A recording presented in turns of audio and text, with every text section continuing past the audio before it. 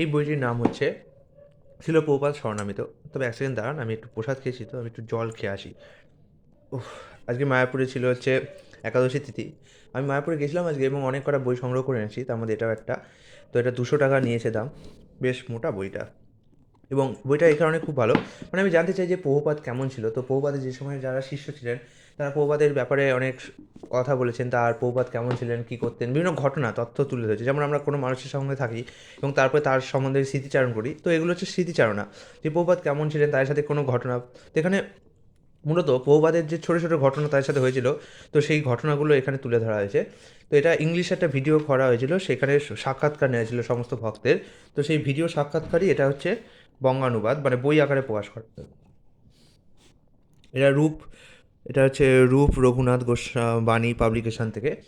তো রূপ রঘুনাথ বাণী পাবলিকেশন থেকে। তবে এই বইটা আমি ইসকন থেকে সংগ্রহ করেছি। ইসকন মায়াপুরে প্রচুর বই, ইসকন মায়াপুরে যে সেন্টার ছিল সেখানে প্রচুর বই।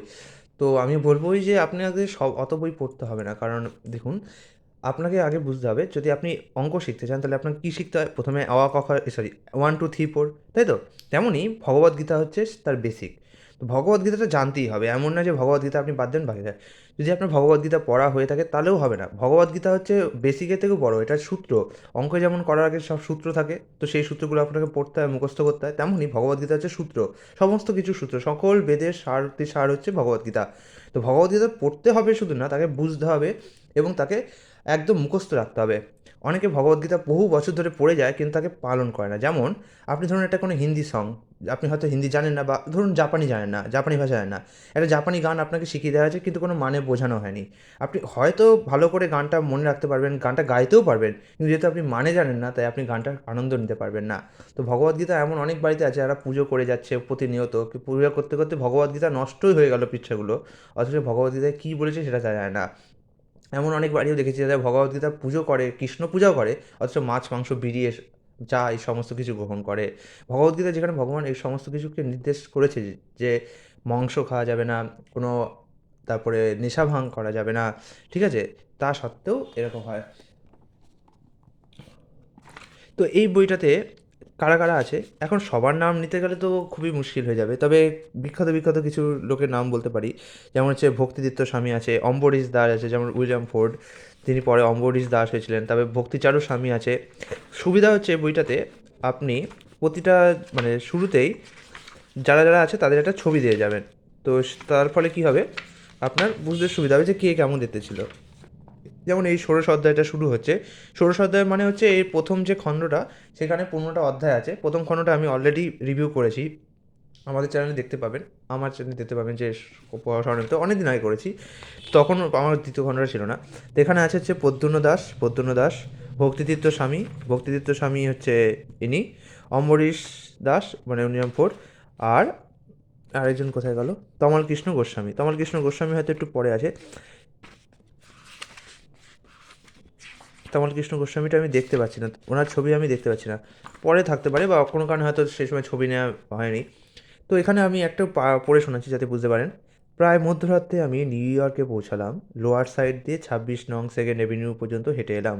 তারপর বেশ কয়েকবার দরজায় কড়া নাড়ানোর পর শেষে কেউ একজন দরজা খুলল। ভিতরে গিয়ে দেখি সারা মেঝেতে গাদাগাড়ি করে ব্রহ্মচারীরা ঘুমোচ্ছেন। ফলে আমি ভালোভাবেই ঘুমোতে পারলাম না। রাত 2টো কি 3টের দিকে আমি ভাবলাম, আমার মনে হলো স্বামীজি তো অবশ্যই উঠবেন, আমিও উঠবো এবং তাকে দর্শন করব। এখন থেকে আমার আর কোনোভাবেই ঘুমানো ঠিক নয়। স্বামীজি বোধহয় জেগে আছেন, আমি ঘুমোতেই যখন পারলাম না, উঠে গিয়ে তার সঙ্গে দেখা করব। স্বামীজি বলতে প্রভুপাদের কথা বলছে, কারণ আমেরিকানরা সবসময় স্বামীজি বলতো, পরে প্রভুপাদ বলছেন যে এবার থেকে তোমরা আমাকে প্রভুপাদ বলবেন। পা টিপে টিপে এগিয়ে গিয়ে দরজা খুলে বাগানের মধ্যে গিয়ে সিঁড়ি বেয়ে উঠে ছিল প্রভুপাদের কক্ষে পৌঁছে বাইরে থেকে কড়া নাড়লাম। শুনতে পেলাম, কে? আমি বললাম, আমি মন্ট্রিয়াল থেকে পল এসেছি। তিনি বললেন, ও, আমি স্বামীজিকে 2-3টি চিঠি আগেই লিখেছিলাম। স্বামীজি দরজা খুলে বললেন, ভিতরে এসো। আমি তার কক্ষে প্রবেশ করলাম। ছিল প্রভুপাদের জীবনযাত্রা ছিল খুবই সাধারণ। তার সঙ্গে ছিল ভারত থেকে আনা একটি ধাতু নির্মিত বাক্স, সেটি একটি কাপড় দিয়ে ঢাকা ছিল, আর তার উপর 2-3টির মতো গ্রন্থ রাখা ছিল। তিনি সেই ট্রাঙ্কটির পিছনে একটি ভাঁজ করা কম্বলের ওপর বসলেন। তিনি বললেন, মন্ট্রিয়েলে কেমন চলছে? এইভাবে তিনি আমার সঙ্গে কথা বলতে লাগলেন, আর আমি প্রভুপাদের চিঠিপত্রগুলি ওজন করার মাধ্যমে প্রথমবার তার ব্যক্তিগত সেবা করার সুযোগ পেলাম। তার কাছে একটি ছোট ওজনদারি ছিল, যার দ্বারা ওজন করে বোঝা যেত ওই চিঠিপত্রগুলি পাঠাতে কত খরচ হতে পারে। শিল প্রভুপাদ বললেন, ওজন করো, এই চিঠিগুলি পাঠাতে কত পয়সা লাগবে দেখো। কিছুক্ষণ পরে আমি বললাম, আসার সময় আমি ভাবছিলাম আপনি হয়তো 3টের সময় ঘুম থেকে উঠবেন। তিনি বললেন, আজ আমি রাত 1টার সময় ঘুম থেকে উঠেছি, সেই থেকে আমি জেগেই আছি, কাজ করছি। সেই প্রথম দর্শনেই আমি প্রভুপাদকে জিজ্ঞাসা করেছিলাম আমি দীক্ষা গ্রহণ করতে পারি কি না। আর তিনি বলেছেন, ও হ্যাঁ, আগামীকাল বা পরশু তোমাকে দীক্ষা দিতে পারি। অম্বরীশ প্রভুরটা শুনি, খুব ইম্পর্টেন্ট, কারণ ইনি উইলিয়াম ফোরের নাতি ছিলেন। প্রায় 1 মাস, প্রায় 1 বছর যাবৎ আমি শিল প্রভুপাদের সঙ্গে ডাকযোগে সম্পর্ক রাখছিলাম। তার গ্রন্থ অধ্যয়ন করছিলাম, জপ করছিলাম এবং নিয়মগুলি পালন করছিলাম। হাওয়াইতে মন্দির কেনার সময় সহায়তা করে আমি শিল প্রভুপাদের কিছু সেবাও করেছিলাম। তারপর যখন তিনি ডালাসে গিয়েছিলেন সেই সময় আমিও বিমানে করে সেখানে গিয়েছিলাম। সেটি ছিল তার সঙ্গে আমার প্রথম সাক্ষাৎ। ইনিই সেই মহান ব্যক্তি, মহান দিব্য পুরুষ, এইভাবে আমি ভয় পাচ্ছিলাম। আমি শিল প্রভুপাদের কক্ষে প্রবেশ করে আমার সশ্রদ্ধ প্রণতি নিবেদন করলাম।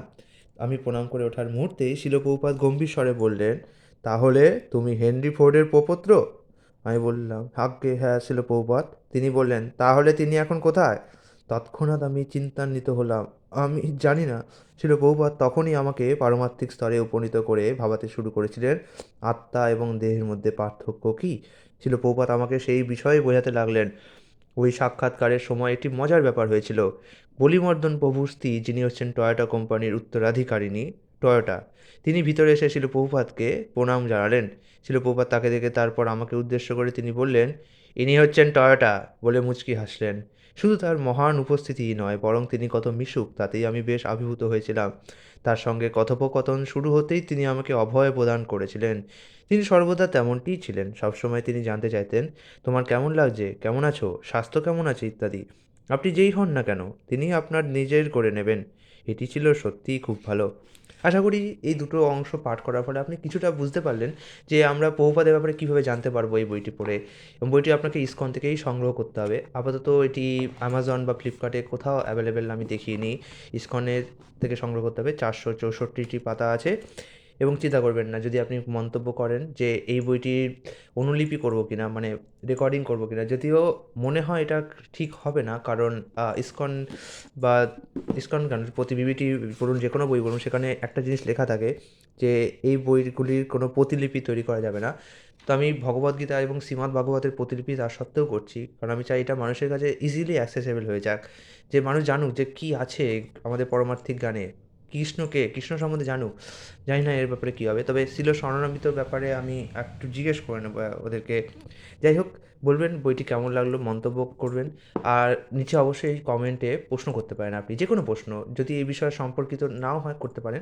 আমি চেষ্টা করবো উত্তর দেওয়ার, অথবা যদি উত্তর না দিতে পারি তাহলে একটি সেপারেট ভিডিও বানিয়ে সেই সেপারেট ভিডিওতে আমি আপনার প্রশ্নের উত্তর দেওয়ার চেষ্টা করব।